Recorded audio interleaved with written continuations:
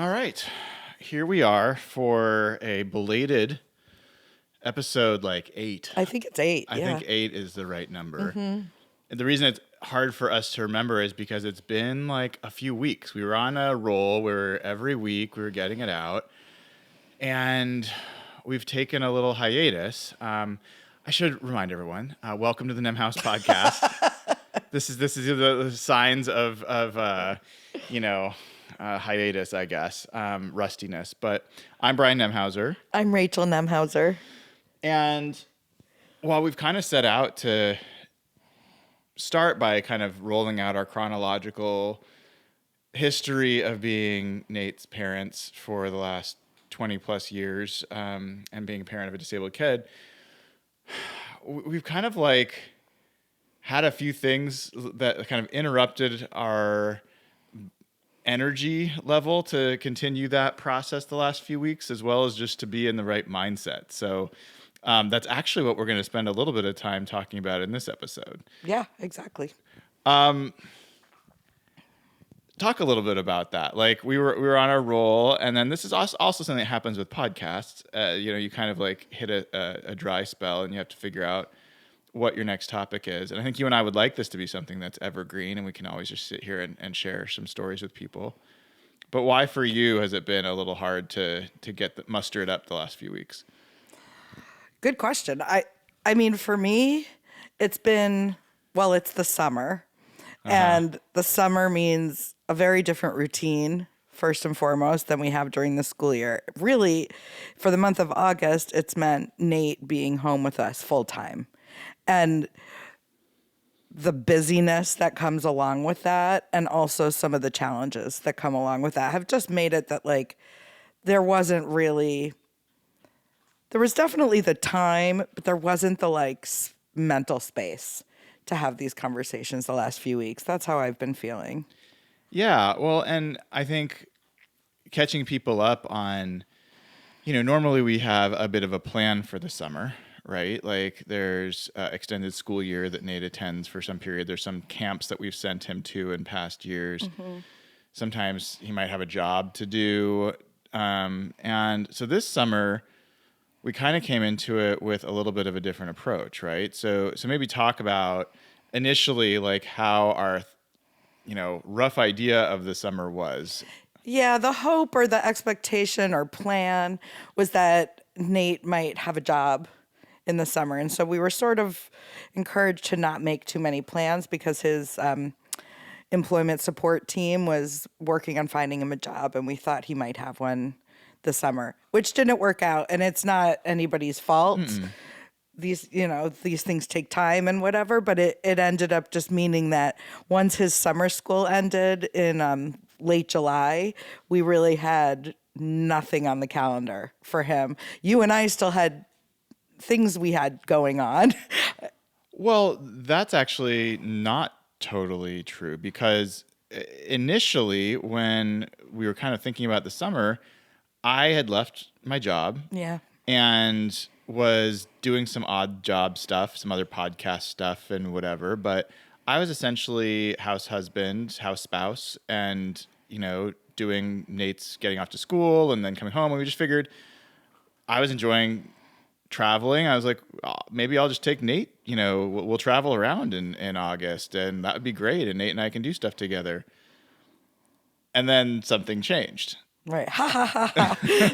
What do they say about fate laughs when you make plans or something like that? Yeah. It didn't work out like that. Yeah. I mean, kind of fell into it, but kind of, felt forward into it, that I decided to cover the Seattle Seahawks full time. It's an NFL team for people that aren't familiar with football or American football. And it's been my favorite team since I was a kid. And I've always kind of had this blog and podcast on the side, and decided, for reasons we don't have to get all into, but that I was going to change careers completely. I wasn't going to go back to tech. I wasn't going to go back to the big salaries and all the good benefits and all the stuff that comes with tech, but also a 9-to-5.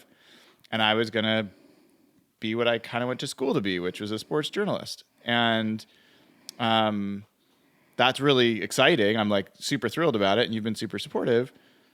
But August is when preseason starts, training camp starts, like all this stuff begins, and my time like is really spoken for in a way that we just weren't anticipating. Yeah. Yeah, that's true. And so part of why I'm bringing that up is because life happens, and you've had to absorb some things. I've had to absorb some things, but I want to focus on you for a second, if that's okay. Sure. Talk about the waves of you kind of realizing what it was going to mean for me to be occupied in August and what that meant for you. Yeah, I mean, I think to be able to answer that, we need to go backwards a little bit and think and describe or talk about what it meant to me when you left your job. And we're focusing kind of doing the, like you said, the house spouse thing, or being what felt like maybe the primary parent. Yeah. Doing some of the primary parenting responsibilities. That was a huge change of pace. I mean, I would say the last 3, 4, 5 years, we've been doing things pretty 50-50. Yeah. So it's not as if I'd been doing all the parenting and you weren't. Right. But then before that, I had been really doing the primary parenting for a lot of years. Yeah. And you leaving work and taking on that primary parenting role was a new experience for me, and something that I was really enjoying, if I'm being honest. Yes, we'll share about right? that. Like, and what that meant, besides some of the stuff, like I wasn't having to get up in the and doing the morning routine, which Brian knows is like one of my less favorite parenting activities. But it was that, but it was more than that. And I think like a big part of it was maybe less mental energy being spent towards parenting for the first time in a really long time. And also a little more or a lot more flexibility around my job. Like for the first time as a working mom, I didn't really have a hard stop at the end of the day. I could kind of work until my work was finished, or work until I was too tired to work anymore, and then I could be done working, and knew that you were getting Nate off the bus, you were preparing a snack for him, you were working on teaching him routines, like you were kind of like taking parenting for a while. And that was really liberating to me, in a way that I think only maybe other longtime parents and caregivers and working parents can really understand. Yeah.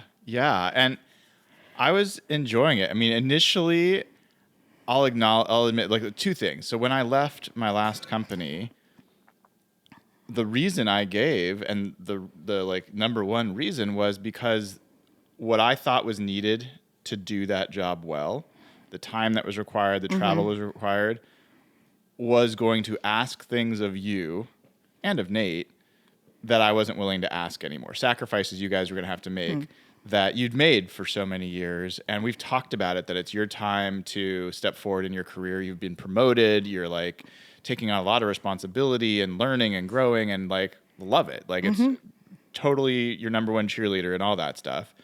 And I didn't resent that. I didn't like, there's no issue on my side. I was like, this isn't going to work. So I left. And when that first happened, and I part of what I talked about with you before I made that decision was like, and look, I'll be able to do morning routine, and like your eyes lit up. Like you're like, why haven't you quit already? And True.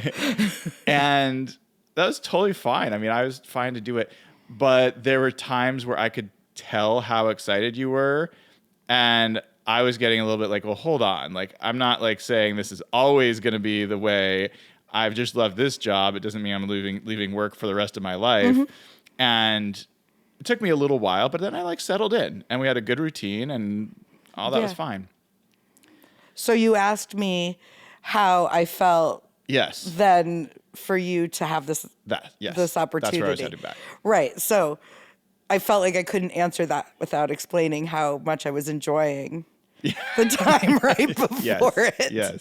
So if I'm being honest, it was a loss. Yeah. It was a bit of it was a loss that I was grieving, and I think I've spent some weeks grieving that. Like, to experience this kind of freedom and then to see it kind of get pulled away. And I want to be really clear. Like, Brian and I really think this is true, that we're both really supportive of each other's careers and each other's creative pursuits. And like, I don't think you would have the career you had without my support. And I don't think I would have the career I've had without your support. And I feel like really proud of that as a couple.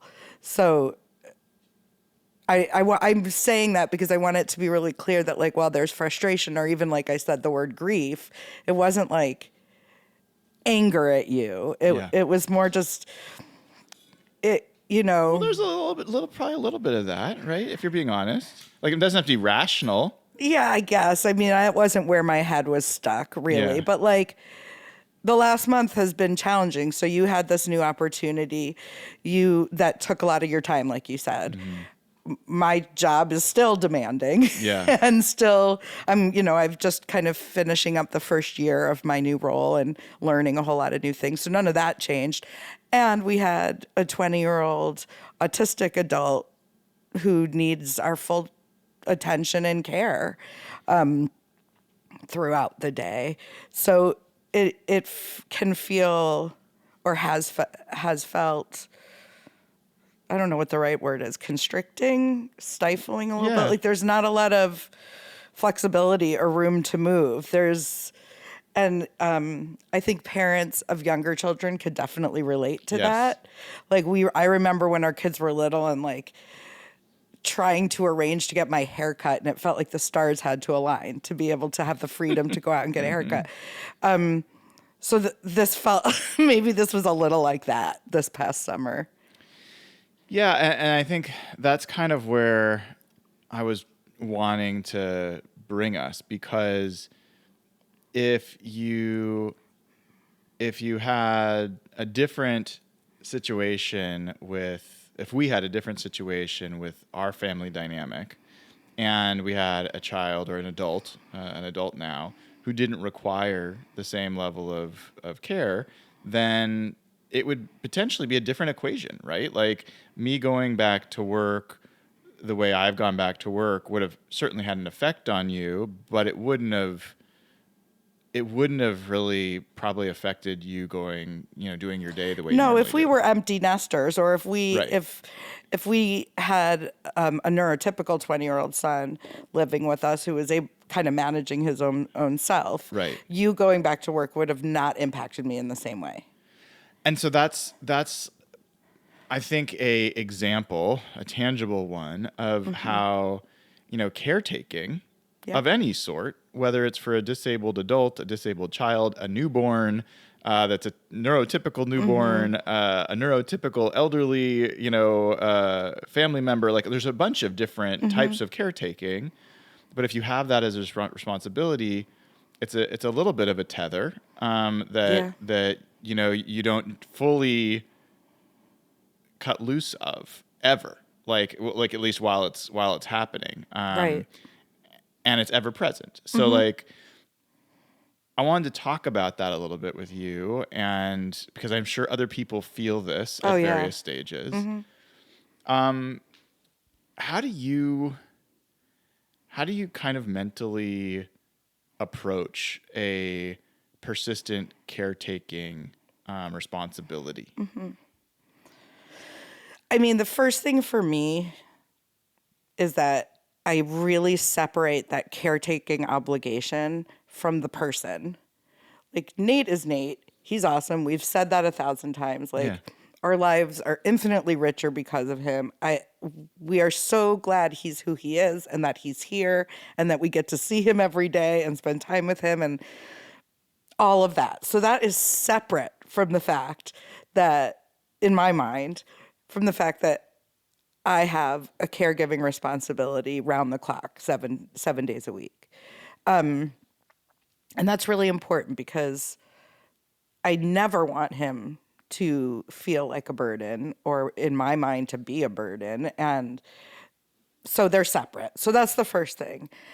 And how do I think of being a caregiver? Like, in some ways, I think it's the most, for use of a very heavy spiritual word, like a very holy way to spend your time.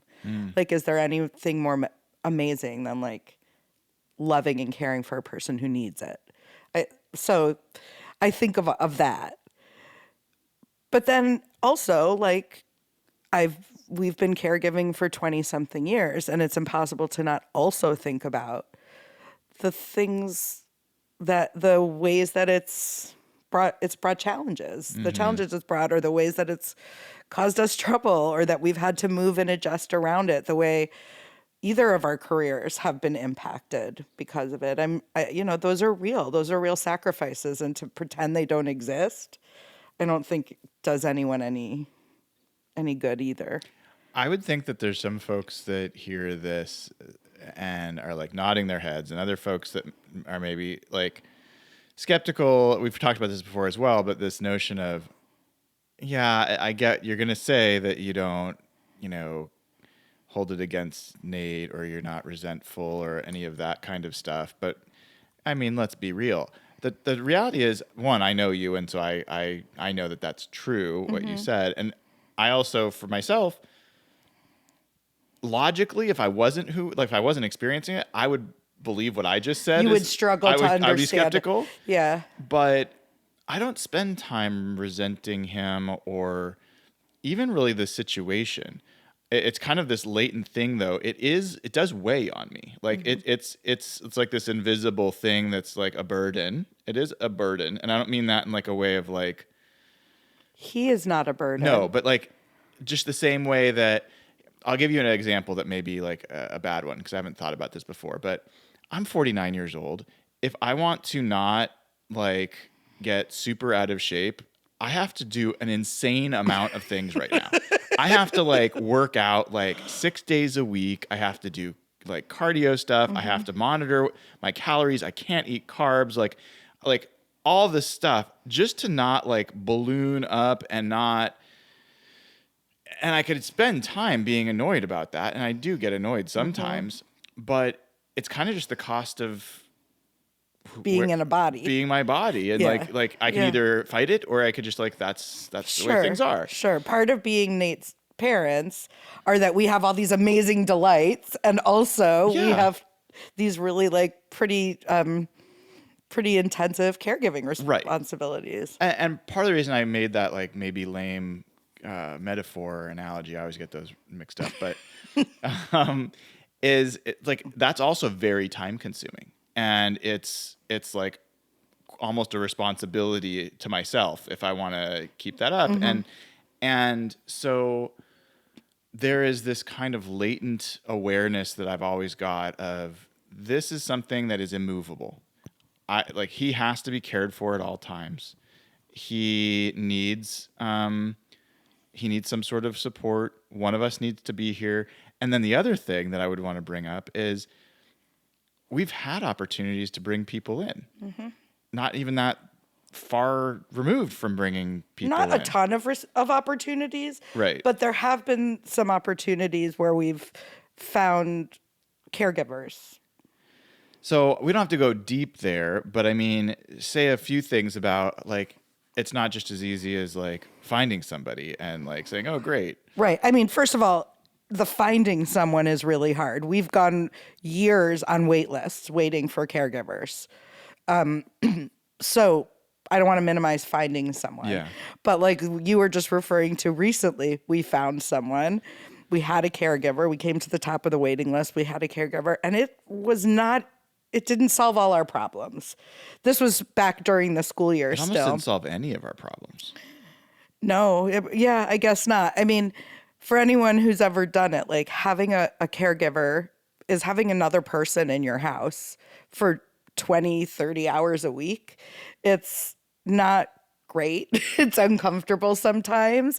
It means like when you come home at the end of the day and you're ready to like put on your grossest sweatpants and watch the most embarrassing thing you watch on TV and eat, toast and scrambled eggs for dinner, and you're kind of doing that in the privacy of your home, it means there's a person here for all of that. Yeah. It also means like Nate having to have somebody watch him for hours a day, which he doesn't really like. No. And it means being a supervisor of a staff person, which brings challenges. And anybody that knows management and knows like the concept of delegation, the idea that you just give someone responsibility and they just pick it up and they do it is a total mirage. Like, it used to be told to me that like delegation is like effectively done, that like 70% of the work might be handled by the person you assign it to, but 30% you're still doing because you have to have an overlap with that person. With caregiving with him, and like he's a little snowflake, like, every kid, like he's got his unique needs and his unique things. It feels like 70-30 the other way in a lot of ways, that we still have to do 70% of the stuff. Like, what can he eat? What will he eat? When, like, all this stuff that you don't really feel like you're super disconnected from it. And the thing is you kind of need it at specific times and in specific moments. And for whatever reason, a lot of times the caregiving does not line up with when you need it. Yeah, it's true. I would also say, like, there's always this nagging fear, like, this is my very vulnerable child who, do I want to leave him alone with this person who's basically a stranger? So then it doesn't really give you the flexibility and freedom if you can't leave the house. Right.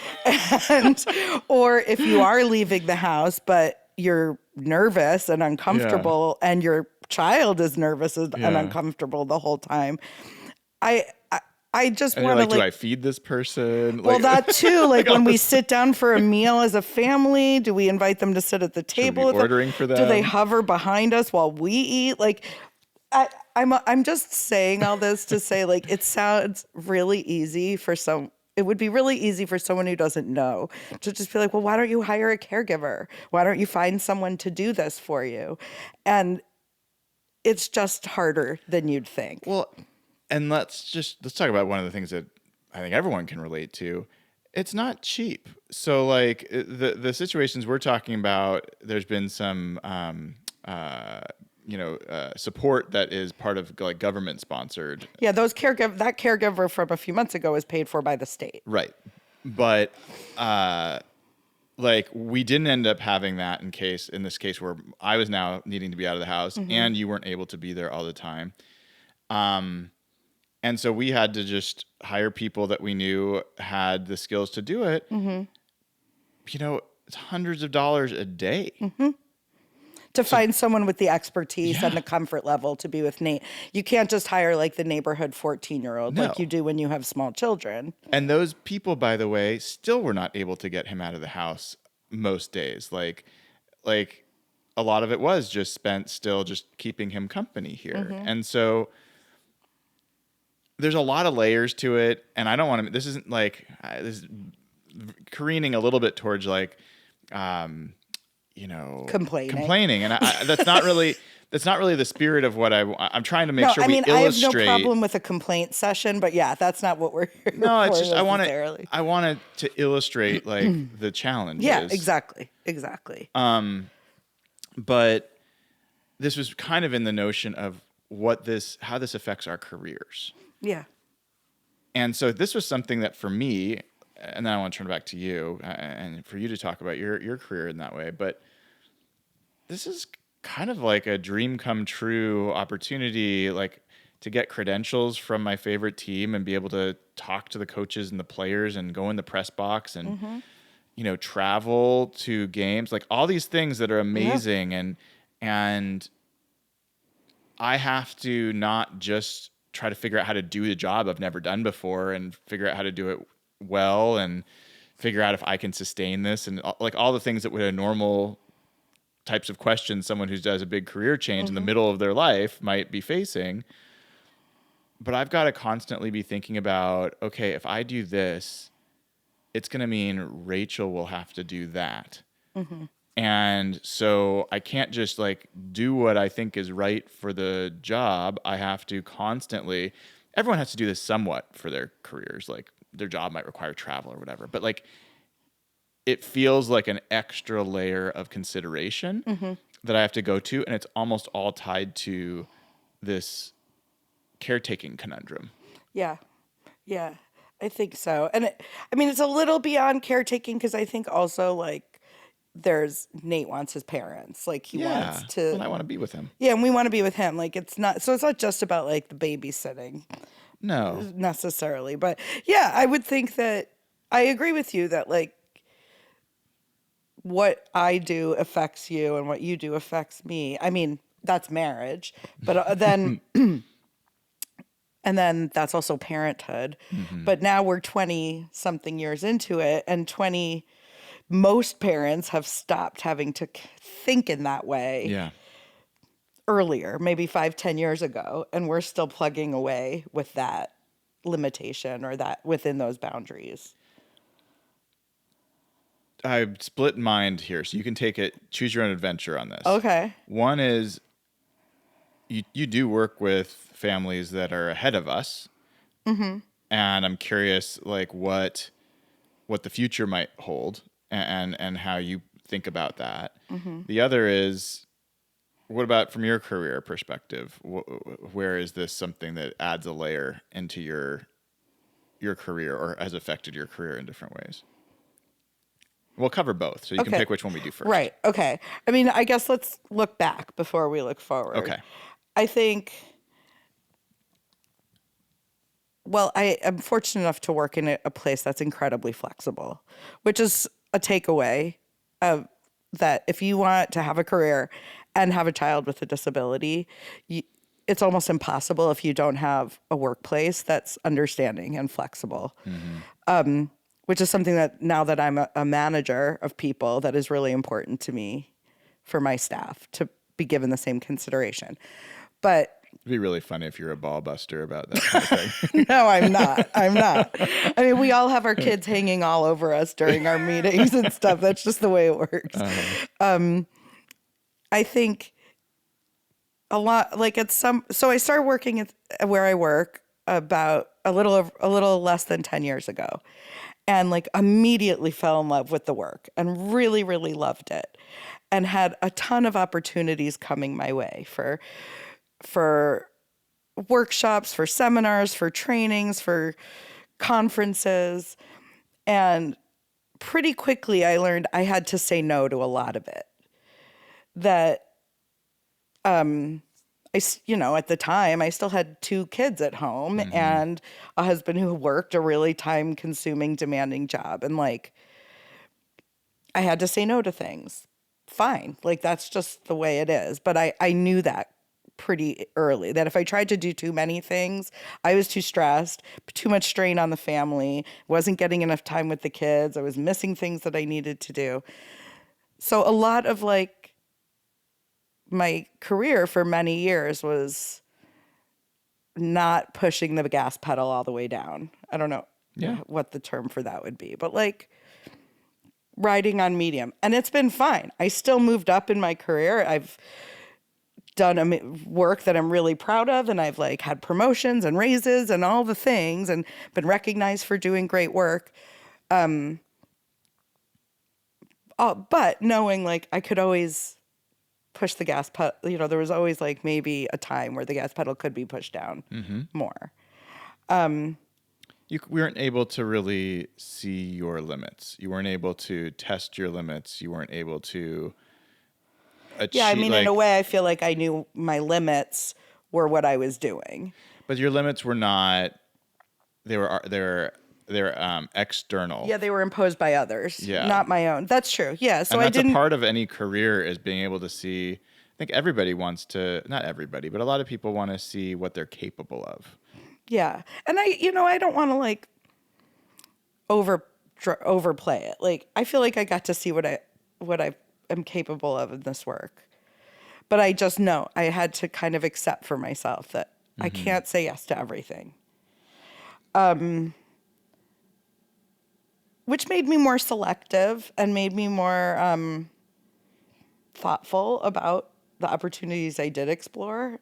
Didn't go through that with a lot of like anger or resentment. It was more just like, that's what having a job and raising kids is for anyone who has a job and is raising kids. And it probably goes without saying, but for people that haven't listened to every other episode, I mean, your whole career is because of having Nate to some extent. You almost certainly would not have gotten into this kind of work if you hadn't had a child with a disability. So it's also given you a lot. Yeah. Oh, yeah. So I think we're just not covering ground that we've already covered is why that's not coming up here. Yeah. Thank you. I'm glad you said that. We've already said I was kind of excited to maybe be hitting the point where I was pushing the gas pedal down a little more. Can I stop you for a second there? Yeah. So part of the reason we're doing this show tonight is because tomorrow is the first day of school.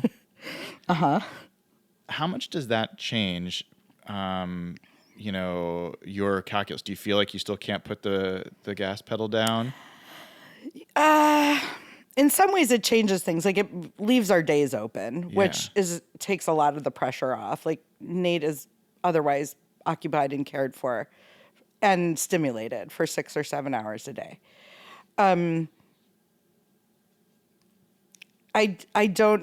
But the constraints, like he's going to come home at 3:30 every day and he wants a snack made and he needs this and he needs supervision and he needs dinner to be made and bedtime routine. And so it's still there to some degree. School definitely alleviates the pressure a little bit, but it's still there.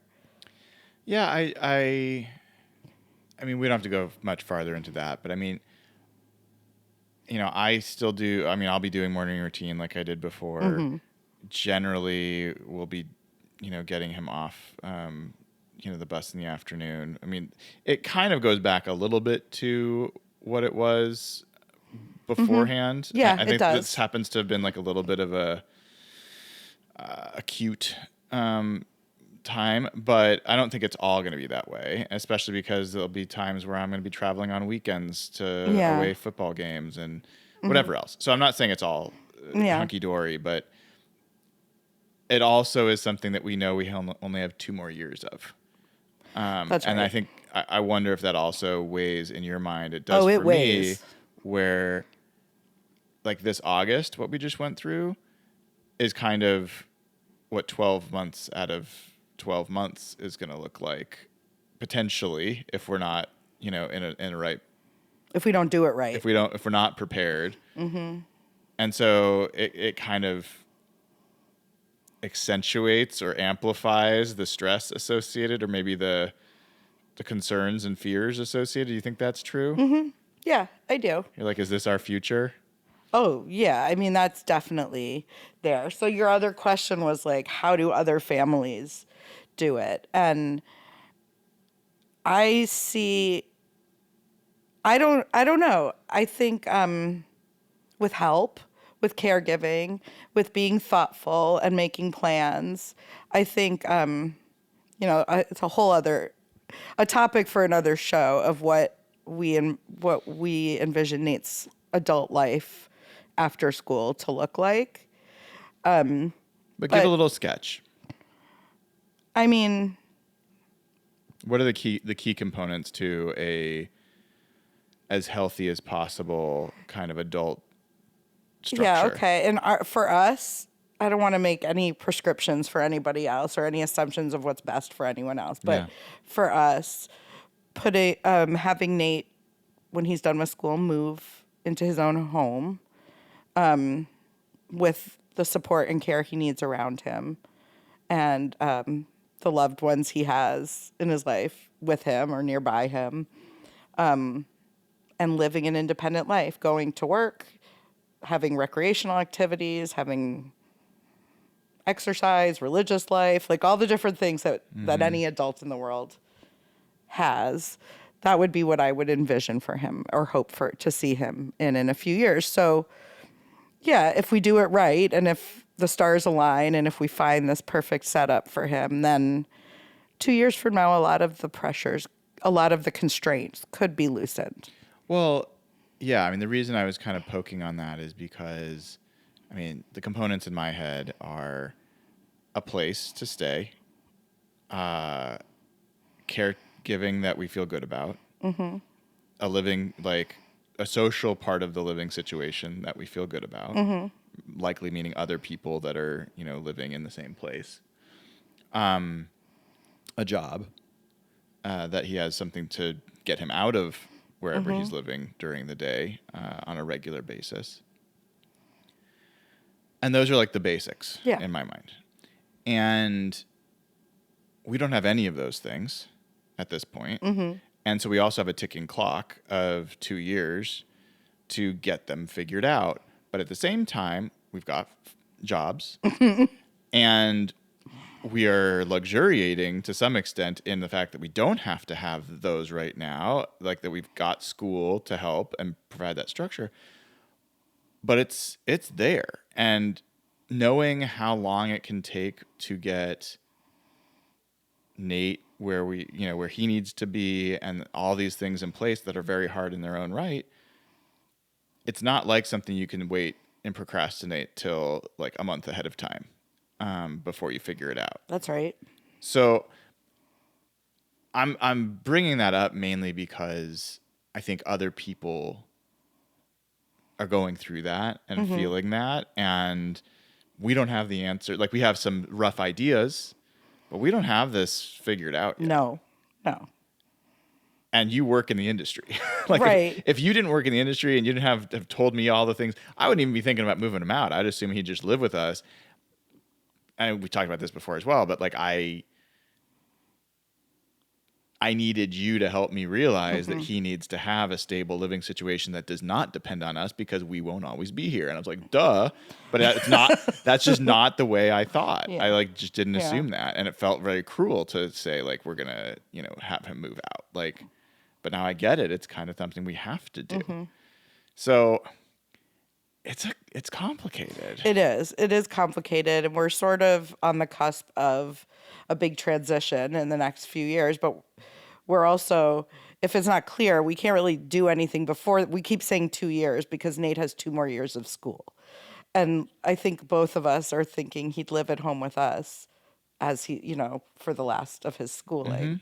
So that leaves us with a few more years of minimum of us balancing these where my career impacts you and your career impacts me, and where we are going to keep having to do that work with each other and keep having to, I think, say no to things and not be able to go 100%. I think both of us. I would guess that you also would love to be at a press conference, not checking your watch, thinking, God, are things going okay at home? Is Rachel super fed up? Am I like, I would imagine that would feel lovely for you too. Yeah. I mean, I didn't bring up all those things, but yeah, there's a ton of stuff that I'm not doing that I could be. Yeah, I hope there's no implication when I say I'm saying no to things that you're not. I wasn't feeling that way, but yeah, that's true. One thing that I'm going to bring up, and I'm kind of hesitant to, but I'm gonna, because I think like I want to be honest about things that we've explored. So we have worked on Nate being able to be home on his own. Yep. And like that's part of growing up and being independent, and it looks different, and so we have different accommodations for him than we would for someone else going through that. And he does pretty well. Like most of the time he's safe, he's trustworthy. Yeah, I want to like describe it for people that maybe it's obvious to everyone, but I just want to describe the setup that we've come to, because I'm obviously very worried about safety, and not that you're not, but like this is just kind of where my head. We've installed like these little Ring cameras in different, like the room that he plays Xbox a lot or he hangs out. We've got one in the kitchen, which is a place where he's not supposed to hang out. A couple places, nothing that's like invasive. Never in his bedroom or his bathroom or anything like that. Yeah. But these are things that can be operated from my phone or from our phone when we're not in the house. And so we can check on how things are going.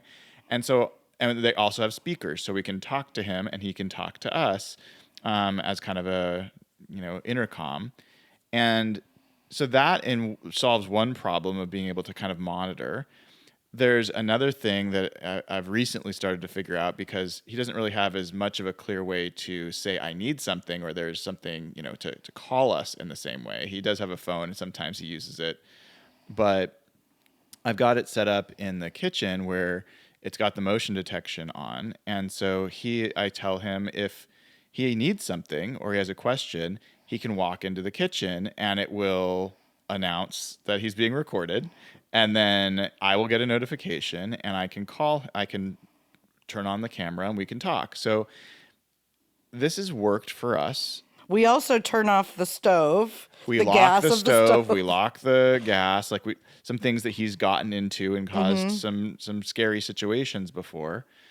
And we do that every time we go out for a walk. Like we come up with, we've kind of figured these things out. It's not foolproof. We also know him well and know when he's in a mellow mood versus when he's in a wandering and stirring up trouble kind of mood. So we're selective about when we leave him, and we don't leave him for more than about an hour at a time. Yeah, but that's pretty significant.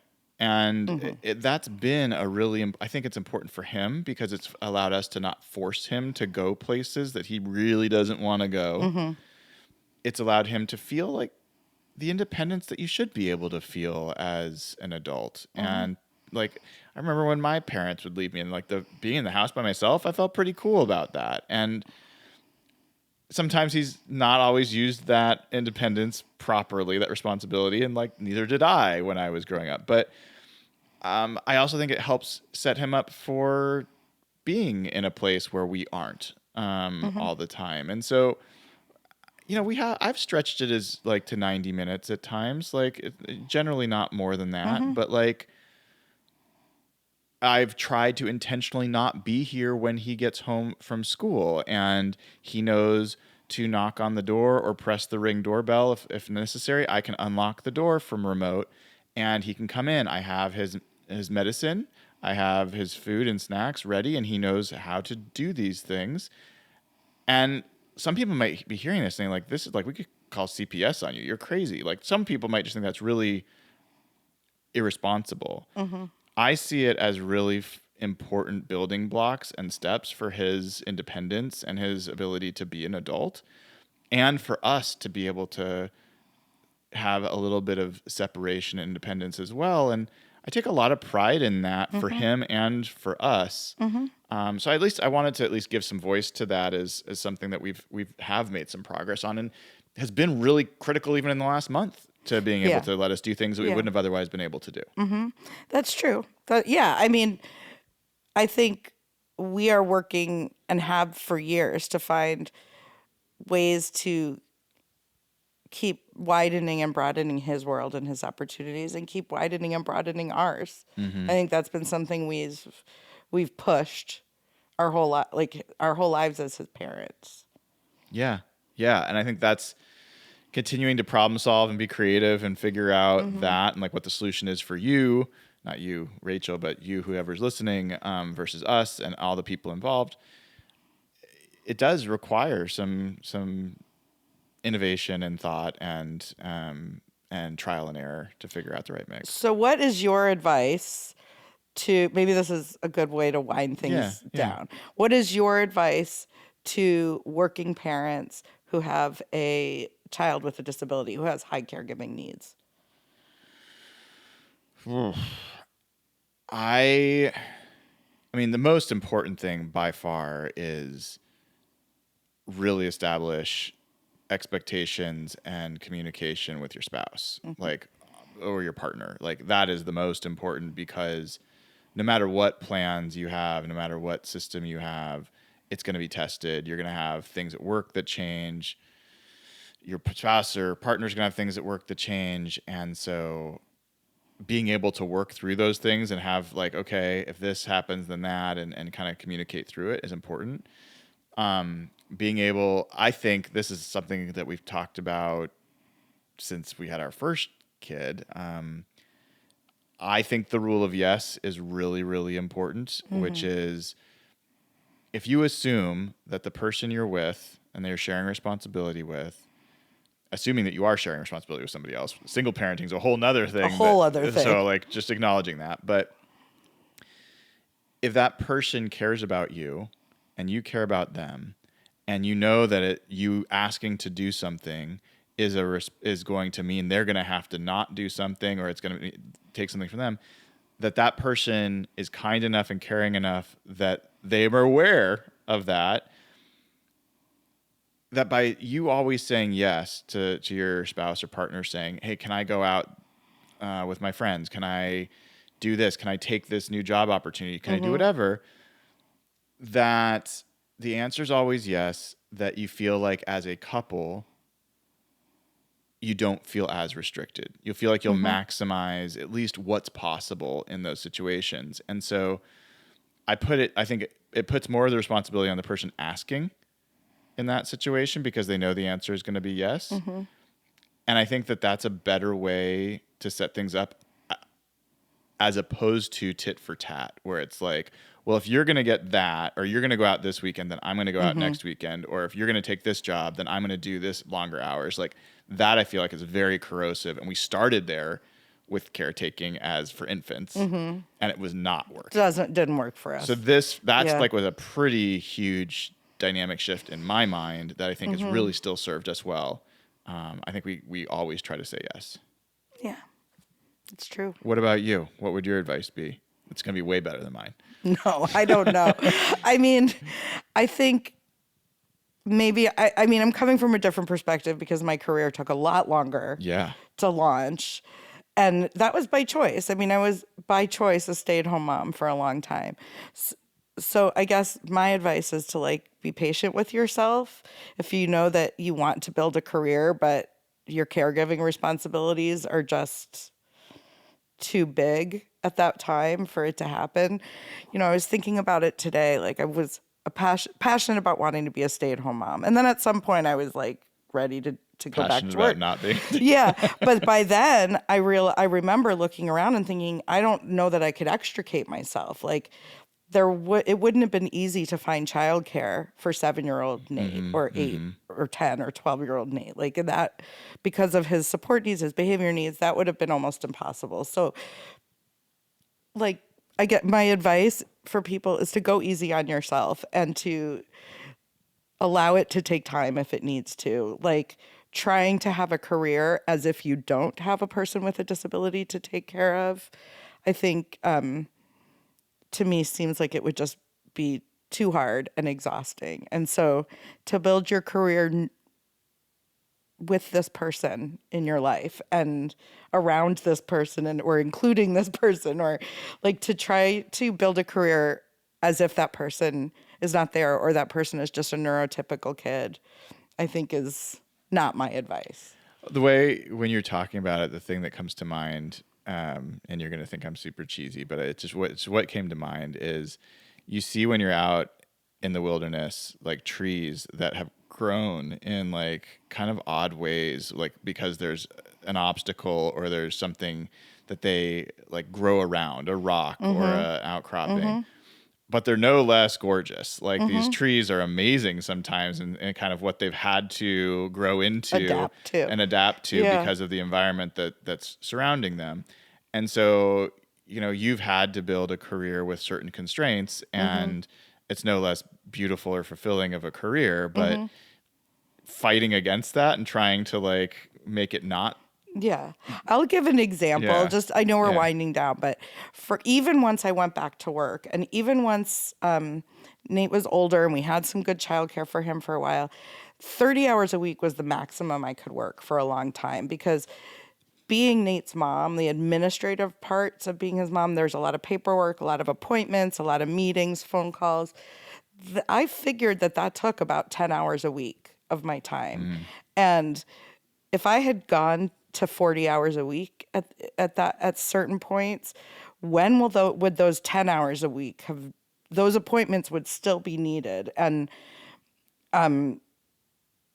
so my point, so anyway, maybe my point is like do what you make the modifications so that life feels livable and life feels joyful and not so busy and overwhelming that you can't stand it. Yeah, it sounds like what you're saying is that work, that caretaking work is going to be there one way or another. It's like a rock. Yeah. And trying to treat it like you can just work more and it's not going to come back and bite you is probably not wise. Like you have to kind of factor that in and accept that as part of part of what your plan is.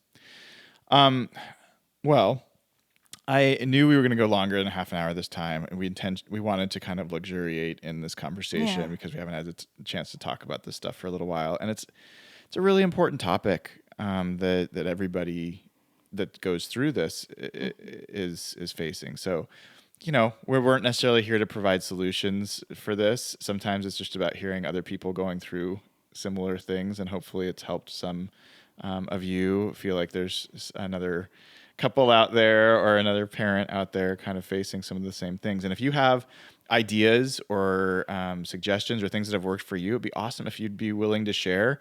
You can send an email to me at brian@nemhouse.com or rachel@nemhouse.com. Both of them work. And you can also leave a comment on patreon.com/nemhouse. On the episode, if you have any thoughts that you want to. You could also message us on our Instagram, nemhouse_pod. Yeah, you're looking at me like I should know. You're the admin. There's a good 5-6 posts there by now. We're really rocking. Yeah. So thank you all for sticking with us while we took a little hiatus. I think our schedule will be a little bit harder to predict going forward. But we really do want to and plan to try to sustain this podcast and cover topics along the way. So we will keep up with you and let you know as things go. But for now, that was episode 8. Hopefully you enjoyed it. I certainly just enjoyed spending that time. It's way better than watching a TV show, I'll tell you that much. Depends on the show. I think it's better. It is. All right. I am Brian Nemhauser. I'm Rachel Nemhauser. Have a wonderful rest of your day, night, morning, wherever you are and whatever you're doing. Thanks for listening. Thanks for listening.